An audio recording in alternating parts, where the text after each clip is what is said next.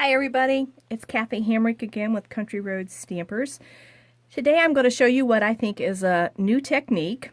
I got this idea from Linda Heller, and I told her we should call it the Heller Scratch, and she said there was no need to add her name to it. But I'm going to focus just on the technique today, not the final card, but this is one of the cards I made using that technique, and you can see this unique little background. I thought it went well with the rooster because roosters are always scratching, so it looked like the right kind of technique to use with them. So let's get right to it and I'll show you how I did this. So the supplies you need for this are very minimal. You will need a versamark pad, some type of cardstock, whether you want a light colored or a dark colored, just depends on actually what the colors are of embossing powder that you use. You're going to need your sizzix brush, and this is what you typically use to get the little mini pieces out of framelits. Well, we're going to give it a new use today. And then your choice of embossing powders. And I've chosen today to use our copper powder and our gold powder. So we have those two to use today. So, first of all, you're just going to take your versamark pad and you're going to cover this surface.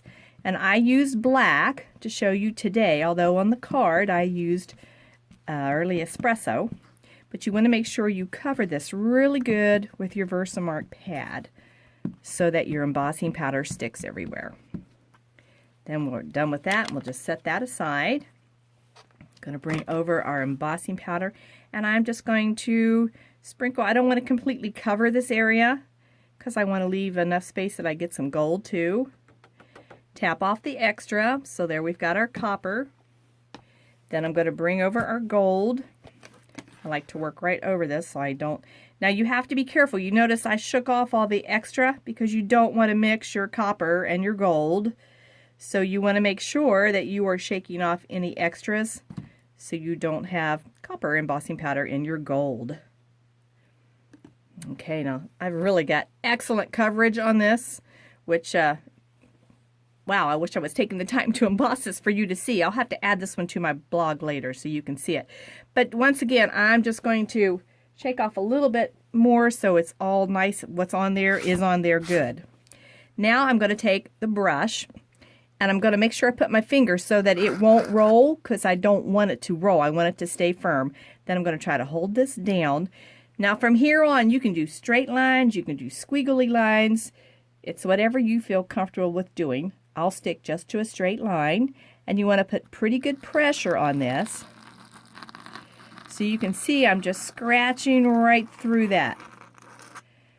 And then again, same thing. And then right down.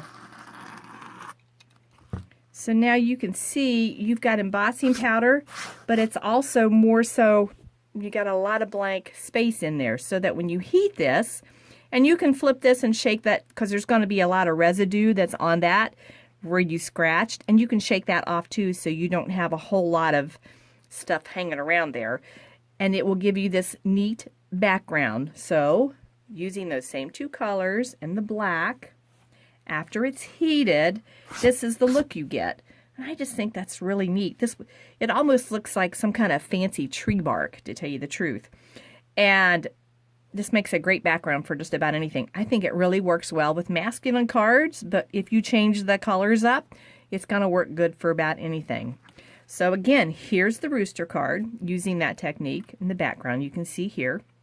Then I have two more that I switched off and used the colors of our new ink colors.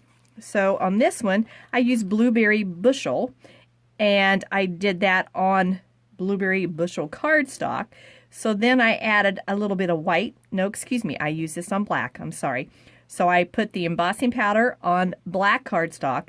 I used white embossing powder and Blueberry Bushel embossing powder, and then I scratched it so it all coordinates well.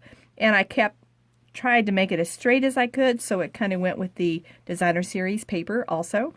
And then this other one, Linda referred to this as a cosmic design because I went swirly with it. It kind of looks like sun waves or something. And on this one, I used Call Me Clover and Pineapple Punch, and I did that on black cardstock. Just think it's a really neat and different kind of look. So give that a try. You probably got those supplies right there at home to do that, and I'm sure you can come up with all kinds of different ideas. That's it. Nice and quick today. Thank you for stopping by. See ya.